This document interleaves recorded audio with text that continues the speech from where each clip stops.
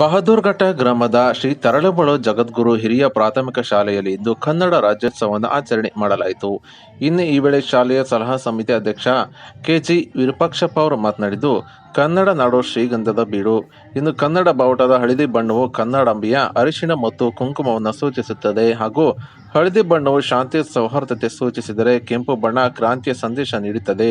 ಇನ್ನು ಇಂತಹ ನಾಡಿನಲ್ಲಿ ಹುಟ್ಟಿರುವುದು ನಮ್ಮೆಲ್ಲರ ಅದೃಷ್ಟ. ಹಾಗಾಗಿ ನವೆಂಬರ್ 1ರಂದು ನಾವೆಲ್ಲರೂ ಅತ್ಯಂತ ಸಡಗರ ಸಂಭ್ರಮದಿಂದ ಜಾತಿ ಮತ ಧರ್ಮಗಳ ಜನರು ಸೇರಿ ಒಗ್ಗೂಡಿ ಕನ್ನಡ ರಾಜ್ಯೋತ್ಸವವನ್ನು ಆಚರಿಸುತ್ತೇವೆ ಎಂದು ತಿಳಿಸಿದರು.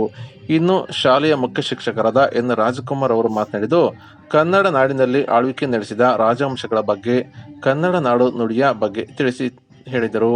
ಇನ್ನು ನಿತ್ಯ ವ್ಯವಹಾರದಲ್ಲಿ ಕನ್ನಡವನ್ನೇ ಬಳಸುವ ಕನ್ನಡೇತರರಿಗೂ ಕೂಡ ಕನ್ನಡ ಕಲಿಸುವ ಪ್ರಮಾಣ ಮಾಡೋಣ ಎಂದು ಅವರು ಜಾಗೃತಿಯನ್ನು ಮೂಡಿಸಿದರು.